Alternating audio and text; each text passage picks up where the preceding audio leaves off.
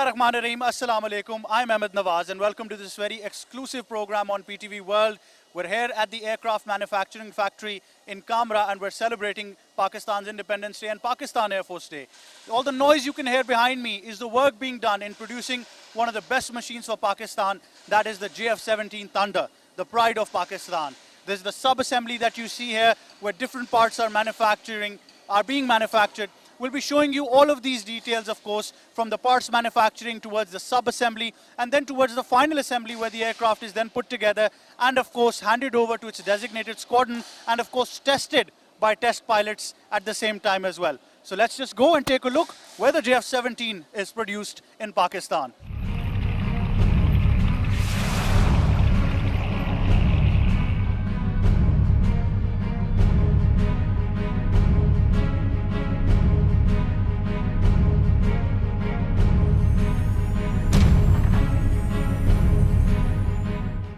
It's a bit noisy, but that tells you that work never stops in the aircraft manufacturing factory that we're in. Now I have with me Squadron Leader Farooq, who's the Deputy Chief Engineer here as well. And let's talk to him. Sir, what is this facility? First of all, tell us about this. Thank you. Assalamu alaikum. This is the facility called Structure Build-up Area. It is between the parts manufacturing, where we initially make the parts of the aircraft.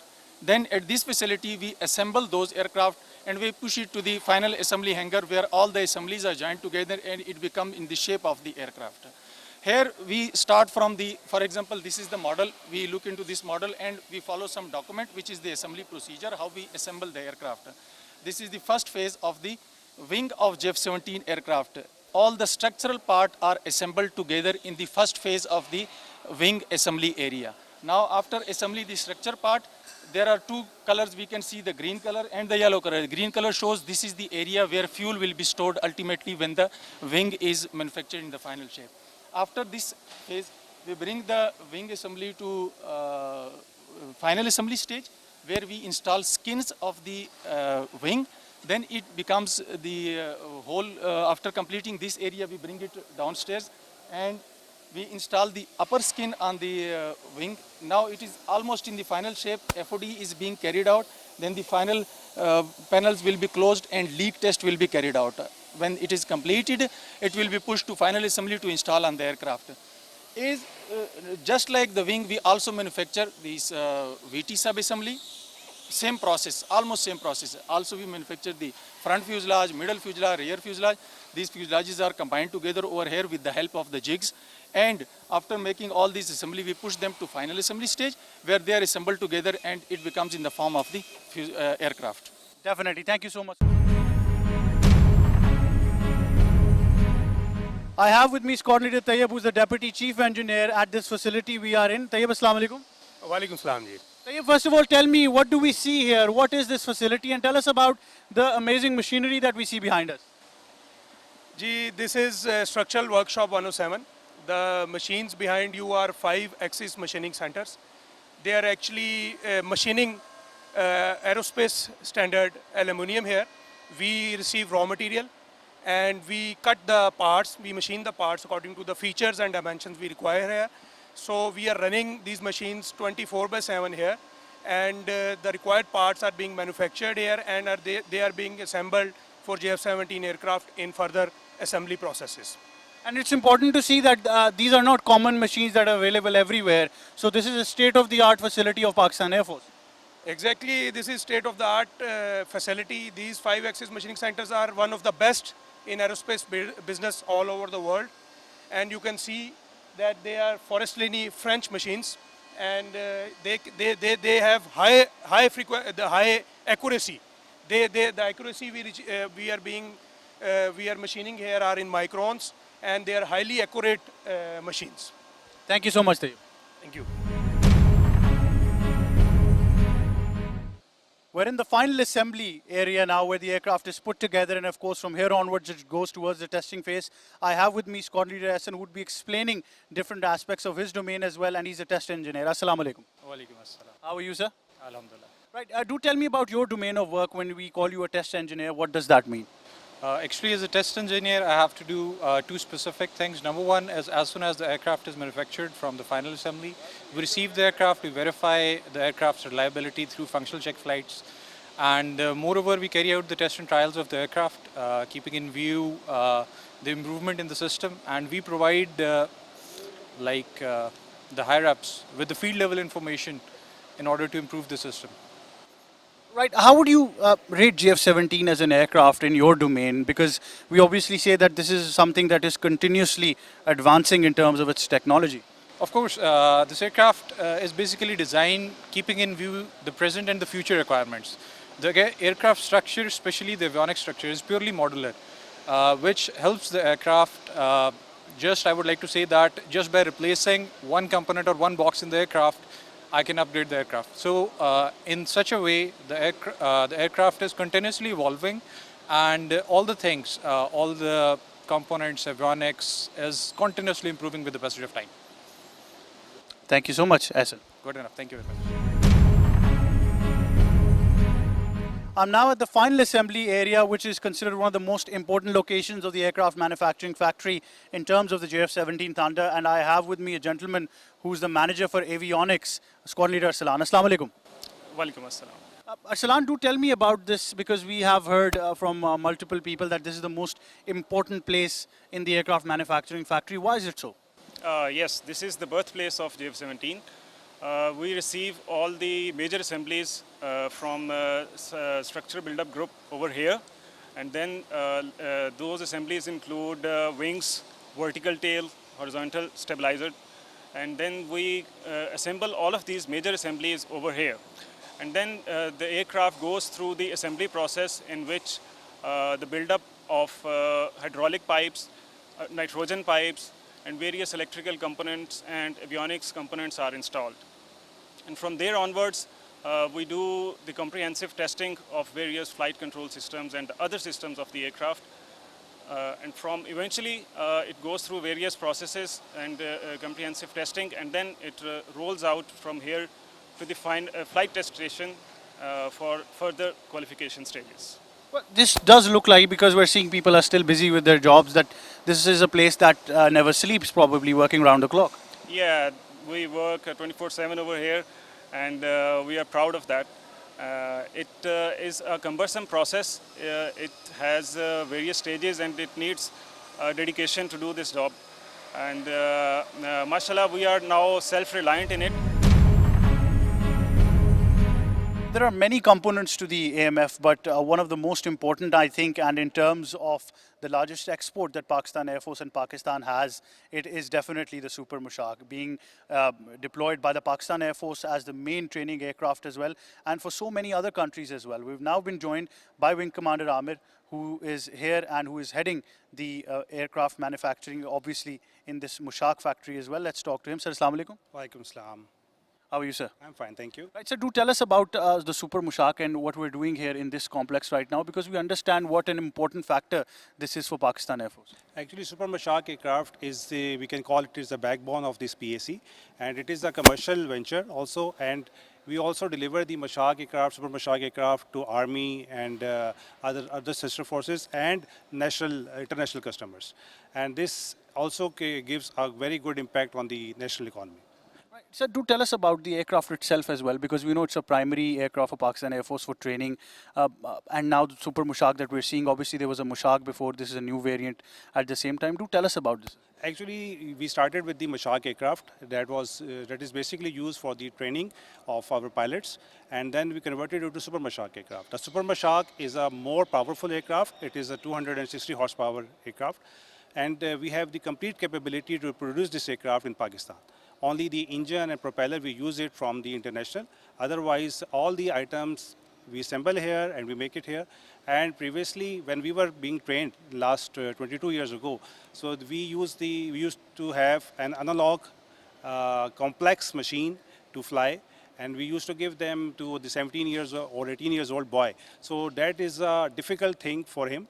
But now it is a complete glass cockpit, like you are using an Android phone. So it is just like that you are flying a simulator. So it's a very easy, and the students can learn it. And the most important thing, it is the most safest aircraft that can land at any area, even it is an unpaved area, it is a field. So if you don't fiddle with it, and your life is not at all at risk. Right. Thank you so much, Wing Commander. Thank you. Another component that we see here is the avionics production as well. And now I have with me Squadron Leader Hassan, who's part of this avionics production as well. Sir, Assalamu alaikum. Sir, Assalamu alaikum, sir. What would you like to tell us about the facility that we are in? And we see a couple of radars as well.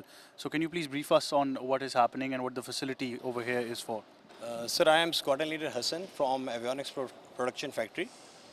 So this facility is radar engineering facility, was established at this factory in mid-1980s with the name of CARF to provide in-country overall for low-level ground radars. Subsequently, the capability was enhanced for almost all kind of ground radars of PF inventory. Over past 30 years, Alhamdulillah, APF has successfully kept pace with excruciating development in electronics industry, and presently it is hub of maintenance, repair and overhauling. I would like to share here with complete satisfaction that after going through this whole process and with the efforts made by our engineers and technicians, these radars are brought to their optimum level, which will not allow any aggressor to enter in our airspace. And I believe that our enemy cannot dare to challenge our sovereignty, inshallah. Inshallah. Sir, thank you so much. Thank you, sir.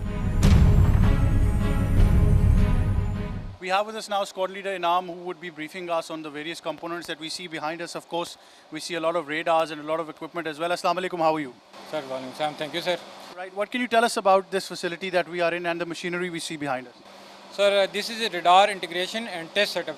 It is basically a fully functional radar.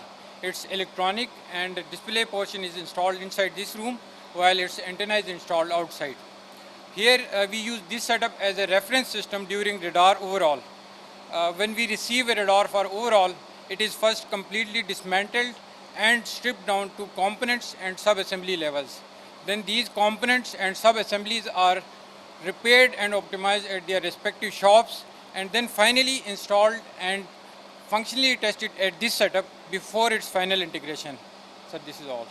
Definitely, and you, as he mentioned as well, that it's a very important factor that we see, that we need to understand that it's not just the aircraft that are being manufactured or overhauled in this facility as well, but air defense radars is also a very essential part of making sure that Pakistan's territorial sovereignty and integrity stay intact as well, and that's what is being done here by full optimum levels with the testing capabilities and everything that is there.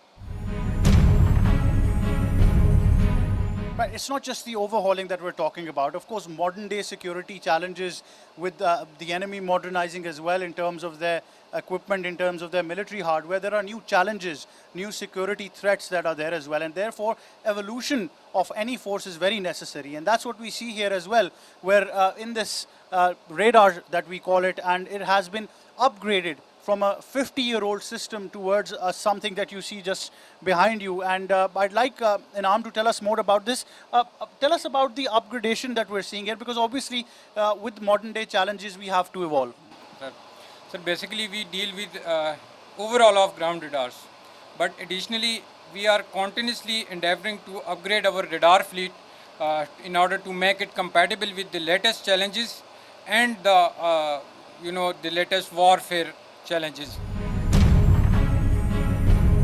Right, I have with me now Squadron Leader Sobia to know more about the equipment that we see behind us as well. That is definitely as important as the other components we have seen as well. Assalamu alaikum. Walaikum salam. Right, ma'am, what can you tell me about the equipment that we see behind you? I will tell you about the FAR Directorate of Avionics Production Factory. This facility was established in Avionics Production Factory in 1998 as a center of excellence for airborne radars of Griffo family. Initially, Griffo 7 and Griffo PG radars were co-produced in collaboration with the MSVR of Italy. A total of 70 plus Griffo 7 and Griffo PG radars have been produced since 2008. And since then, FAR Directorate is being serving as life cycle support for all Griffo radar variants for Pakistan Air Force F-7 and Mirage fleet. And as for Pakistan Aeronautical Complex, engineers and technicians of Pakistan Aeronautical Complex are highly committed to provide maintenance supportability to Pakistan Air Force, and they are committed to meet all the emerging challenges to support Pakistan Air Force, whether on ground or in air. Right. Do tell me about the role of women in Pakistan Air Force as well, because we know in the national mainstream and national development, our female counterparts have an equally important role alongside men as well for the defense of the motherland. Exactly, and we feel equally proud while serving in Pakistan Air Force or in any other defense organization with our male counterparts. We feel equally accomplished, and overall the same opportunities are being given to ladies in the defense forces or at any other forum of Pakistan. So it's very good for ladies to pursue their careers whether in private sector or in defense forces, because as we comprise of 50% total population of Pakistan, so we should put in our best to serve this nation at their best. Very well said. Thank you so much, coordinators. Now we're at a facility where we see the avionics of JF-17 being produced and tested at the same time as well. I have with me Wing Commander Amir, who would further brief us as well. Assalamu alaikum. Walaikum assalam. What can you tell us about the facility we are in? We see a lot of machinery behind us as well, and the purpose of this facility. Actually, this facility is a generic production line. The equipment that you see at the back, it is basically generic equipment. We can produce the avionics systems, military systems, and other commercial system as well. Because these machines, they are having a set of programs which we can configure them and also reprogram them as per the type of the product which we want to produce. So primarily in the commercial business, it is known as electrical assembly line. So we have a set of principles that we follow. By following those principles, we complete the PCBs. We start from the bare board and the components, and subsequently we prepared assembled boards, which subsequently are integrated in the form of a complete box, which is called an LRU, Line Replaceable Unit. Subsequently, these LRUs are integrated and they become part of a complete avionics system. So those avionics systems, then they are integrated and they put in an environment in which aircraft level testing is performed. So all these systems which we produce here, they ultimately become a complete avionics suite, which is part of the JF-17 avionics system. Right, so very high-tech stuff that we see going on here as well. And as Wing Commander Amir mentioned as well, the real-time scenario testing is done here, as you'd see these machines and, of course, these components in the aircraft as well. So we can see that they're doing a real-time analysis of these conditions as well.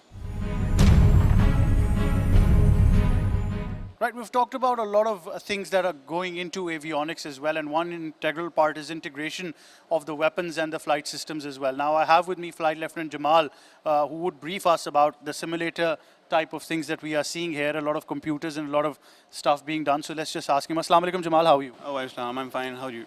I'm very good. Do tell us about the entire facility that we are in right now and what kind of work is being done. Bismillah ar-Rahman ar-Rahim. First of all, I'm an avionics integration engineer. This is a dynamic simulation integration lab. The DSI lab is used for the integration of avionics and weapon systems for the JF-17 aircraft. The establishment of this lab has transformed Pakistan from a technology using country to a technology developing country. This lab enables us in design, development, integration and testing of avionics and weapon systems for JF-17.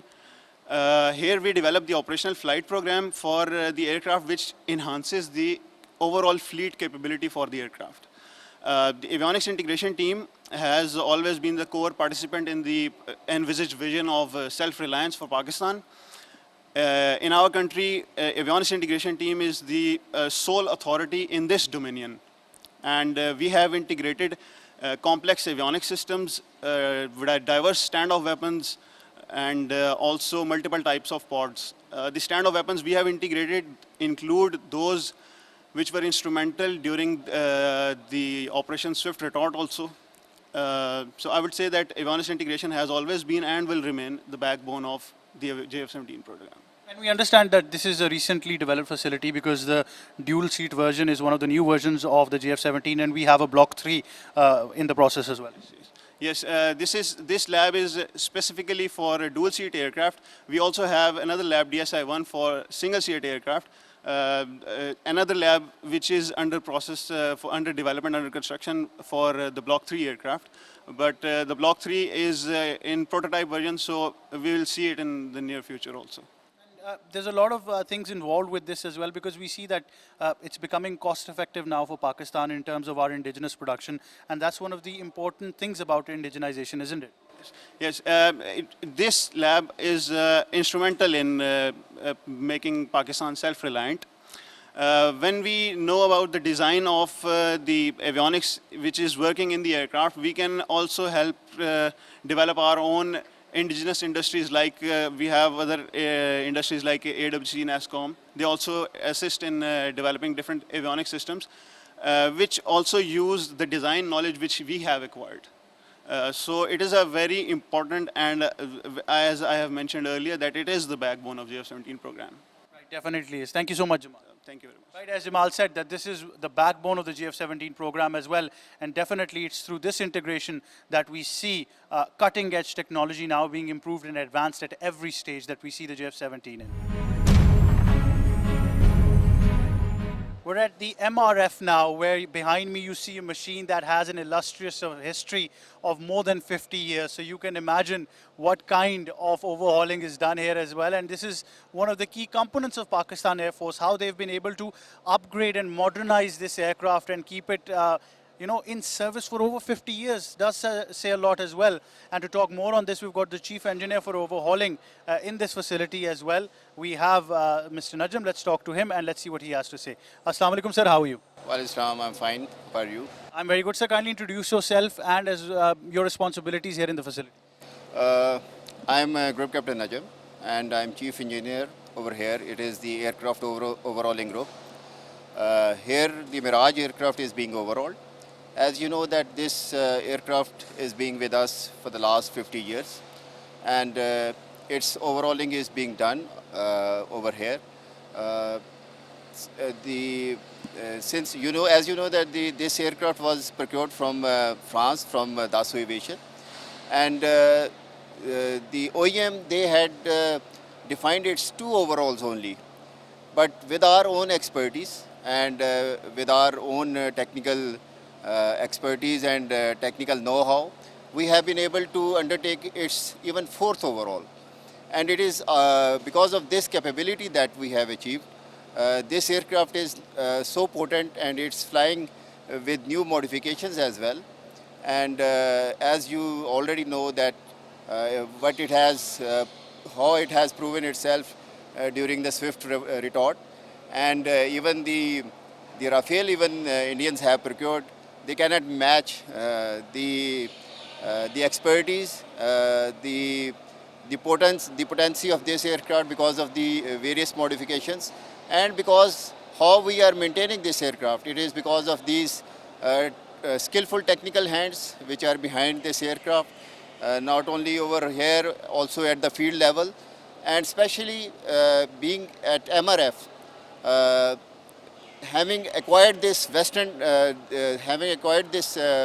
knowledge and expertise on the Western platform, now we are able to undertake overhauling of any type of Western aircraft. So the scale over here, it is an asset for it's a national asset, and we are able to produce this aircraft for the operational requirements. And we have been able to meet our operational demands whenever required.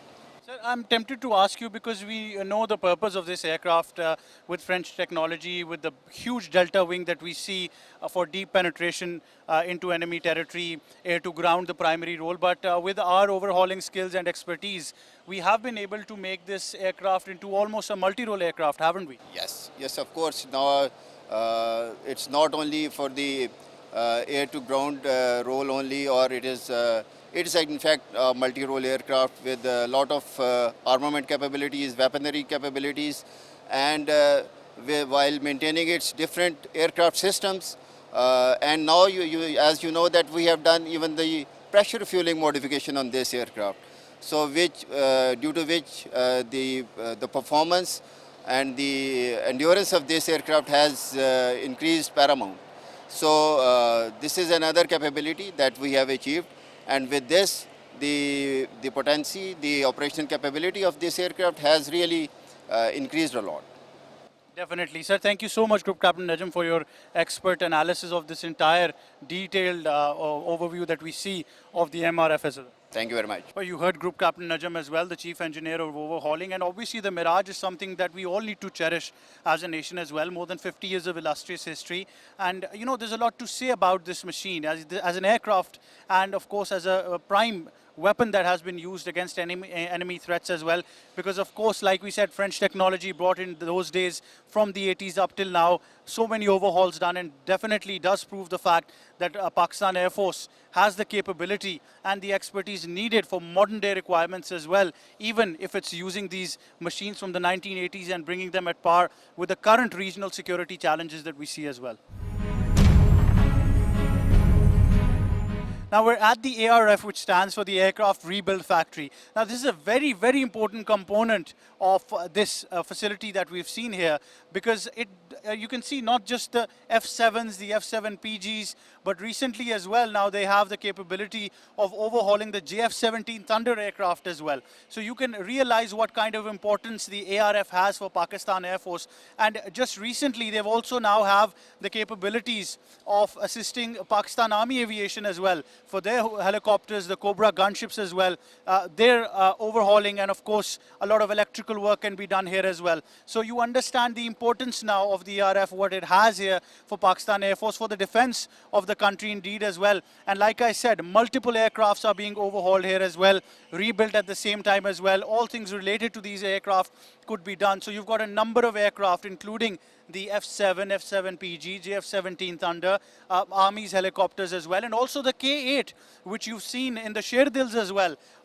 This facility also has the capability of overhauling the K-8 aircraft as well at the same time. So a lot is being done, which speaks volume of the importance of this facility here at the AMRF as well, which is the ARF, of course. Right, we witnessed different sections and different segments of the aircraft manufacturing factory, and of course we showed you different assembly lines as well at the same time. Now we've been joined with us the very honorable, the managing director of the aircraft manufacturing factory, Air Vice Marshal Shamsul Haq. Sir, Assalamu alaikum, how are you? Walaikum salam, I'm good. Sir, thank you so much for taking out time and obviously your hospitality as well, sir. First of all, I'd like to ask you a bit about the AMF as well. What kind of aircrafts are here? What are we doing? And what do we see in the near future for the AMF as well? As the name suggests, AMF stands for Aircraft Manufacturing Factory. It is part of the Pakistan Aeronautical Complex. We have 4 factories, out of which we are the manufacturing entity of PAC Camera. We started our journey in 1975 from the semi-knockdown kits of Mushak aircraft. It was MFI-17 made by SAB. And in 80s, we started indigenous manufacturing of the same aircraft by the name of Mushak. And subsequently, we made our own modifications and in the engine and other ancillary equipment, and we got our aircraft, a new aircraft by the name of Super Mushak, in 2000s. And initially it was bought by Air Force and the Pakistan Army, and then subsequently, we upgraded these aircraft, and now we are having Super Mushak aircraft, which is flying around the world also. And in 2007-8 time frame, we started manufacturing JF-17 in phases. Initially it was small batch parts manufacturing, sub-assembly, assembly, and then subsequently, we are manufacturing this aircraft now, which is, I think, inshallah ta'ala, going to be the mainstay of Pakistan Air Force. So definitely, it's a hot topic right now as well, with a lot of speculation about the Block 3, what it will be, what it would be. But sir, considering that F-16 has been the prime aircraft for Pakistan Air Force, and we do know that the maintenance costs involved with that aircraft have been very high. But and once we move towards an indigenously developed aircraft, sir, how is the difference that we see in terms of the costing and also in terms of the capabilities? Good question. Uh, uh, before touching on the cost, maintenance cost aspect, I want to highlight that by now we have inducted 117 plus aircraft, of JF-17 in Pakistan Air Force. The aircraft which you're seeing behind is primarily the dual seat, which is the latest addition in the arsenal of Pakistan Air Force. Block 1, we had Block 1, some quantity numbers. Then Block 2, it is a gradual enhancement of the capabilities and all that stuff. Before touching upon the maintenance cost effectiveness, I would like to tell you that we have gradually built up this aircraft from Block 1 numbers, then Block 2. Now we are, inshallah, starting the manufacturing of Block 3 aircraft. This, which would be a state of the art, it would have fully fly-by-wire flight controls. Beside that, it would have AESA radar and some state-of-the-art electronics installed in this aircraft with respect to electronic warfare and targeting pod, and it would have the capability of carrying state-of-the-art arsenal, with big number. So this is one aspect, the genesis of the aircraft itself, with this dual seat also, in addition to the same setup. Then the question which you have asked, please try to understand that this is a homegrown, indigenous produced aircraft, which is being manufactured in Pakistan. So the maintenance cost per sortie kind of a thing, or the production cost of this aircraft, you can gauge from this fact that we are giving the capability of not superior, close to the fourth gen aircraft, all right, at the cost at almost one third. So, and it is homegrown solution. The components and everything is being, made here and all that stuff. So it has a lot of add-ons.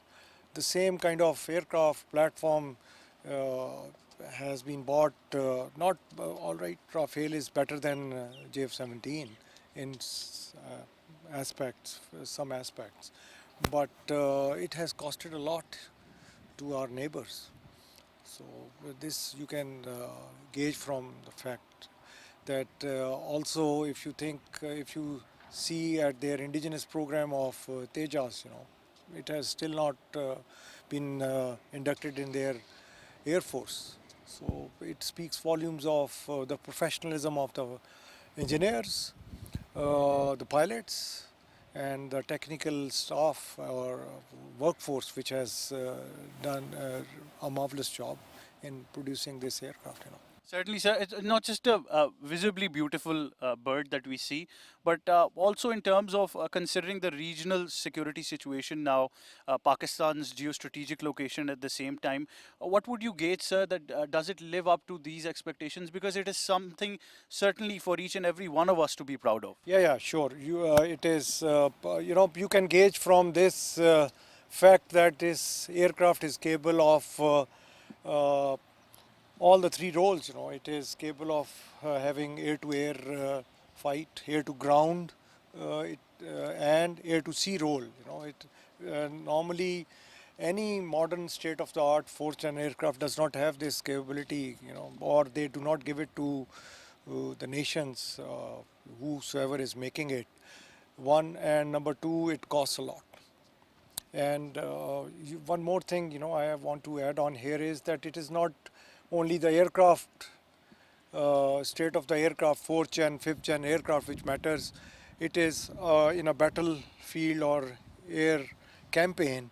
It is not only this aircraft, the fighter aircraft. There are other ground sensors, EW platforms, then inter platform communication and all that stuff. So it's a whole spectrum, which counts while doing some kind of a mission or a air campaign kind of thing. So we have, alhamdulillah, achieved a lot of indigenization in that field also. So alhamdulillah, we are quite satisfied.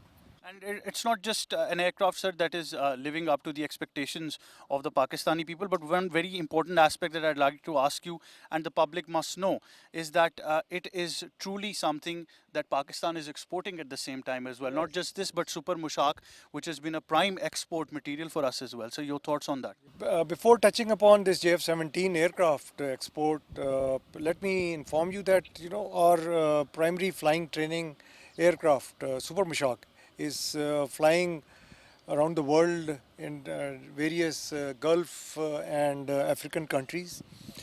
We have exported almost 80 aircraft, around the world, and they are performing a wonderful service to the nations where the air forces where they have bought, and we are as an OEM providing them all kind of support, in the spares support and any other maintenance issues they encounter while flying. And on this JF-17 side, I would obviously not inform you, but we have exported few units to 2 countries, all right, and we are in negotiation with some other also countries, and it is also going places, inshallah ta'ala, and it is a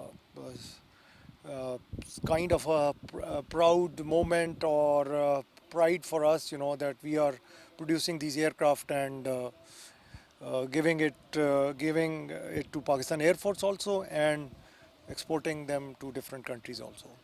Certainly, sir. I think entire nation is proud of the fact that we've got people like you in command of this, and obviously the team that you have from each and every one of them that we've met, we've seen all the technical staff who've been working day and night for this, sir.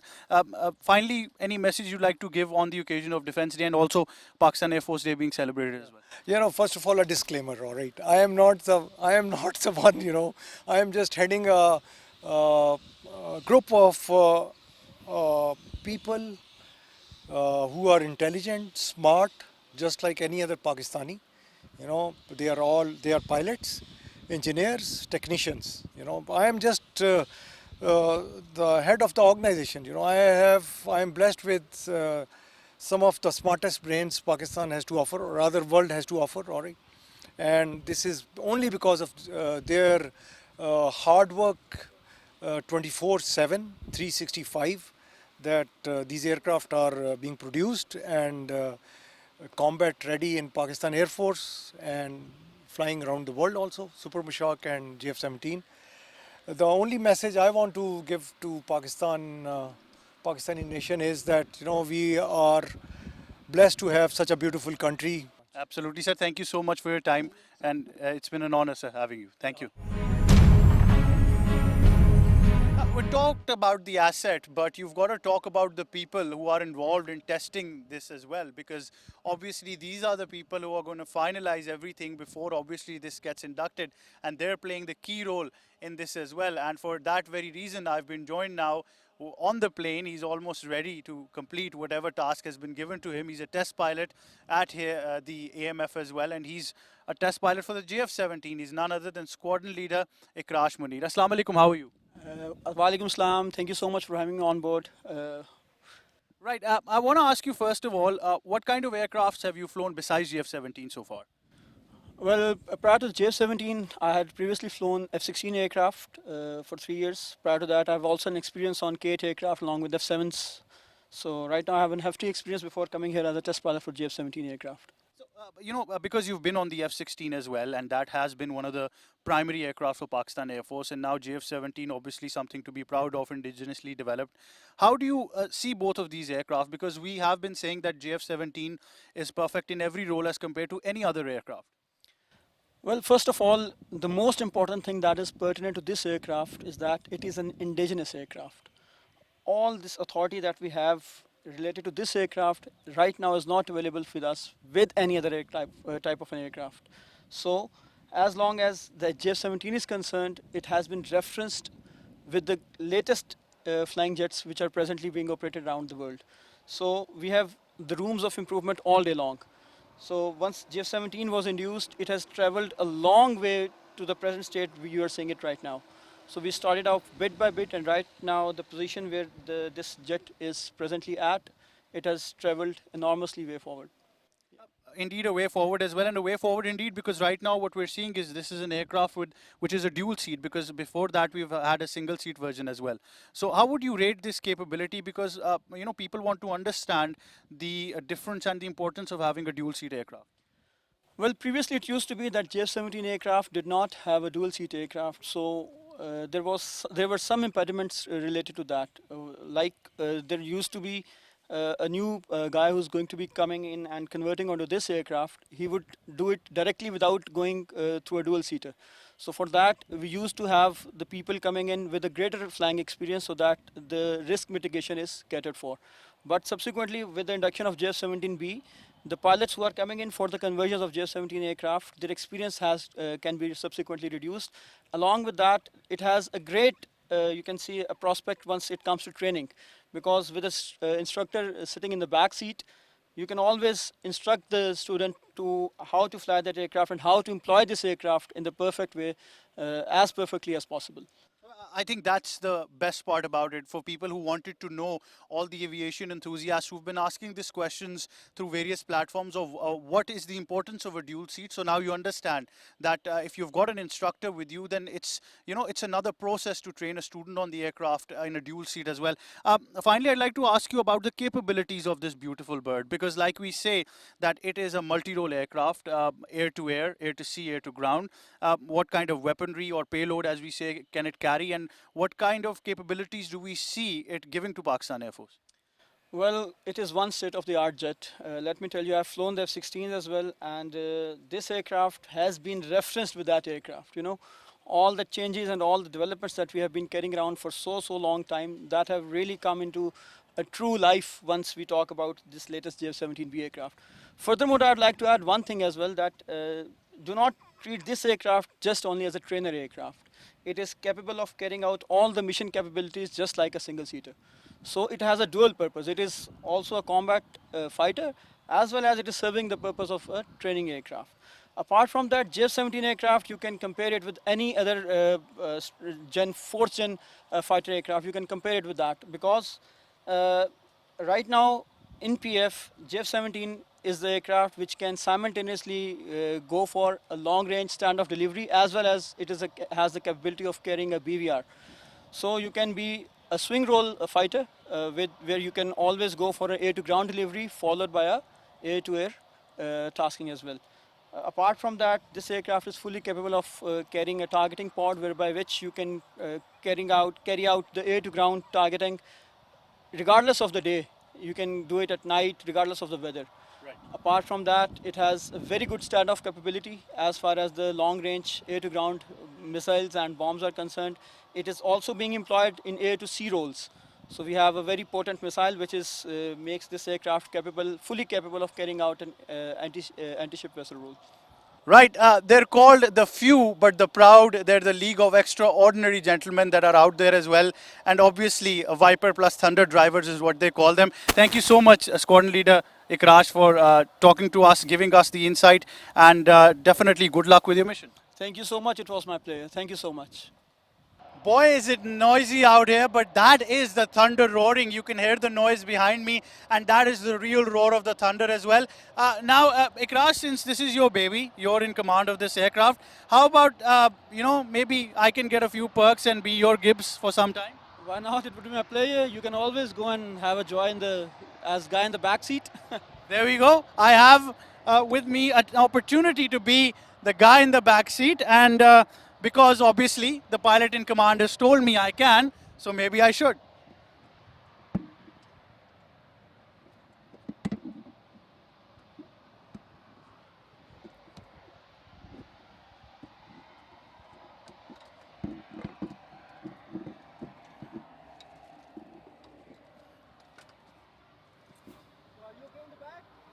Absolutely. Well, there you have it. I have finally qualified to be a Gibbs 2 squad leader Ikrash, who's going to be my pilot in command as well. And this is one beautiful aircraft, not just from the outside as well, but even sitting inside, you can see all the technological gizmos that are here, that this is certainly something to be proud of. You've obviously witnessed all the aspects of the aircraft manufacturing factory, everything that Pakistan Air Force is doing right now. So we need to be proud of the fact that we're an indigenous Air Force now, an Air Force which is second to none, and definitely something to be proud of. I'm going to enjoy some more time in this aircraft, but for you viewers, I think this is certainly a treat on the occasion of Defense Day of Pakistan and Pakistan Air Force Day as well. Now from me and the entire team of PTV World, and also I'm the Gibbs, but pilot in command is Squadron Leader Ikrash, we bid you farewell, goodbye, but we say Pakistan Zindabad.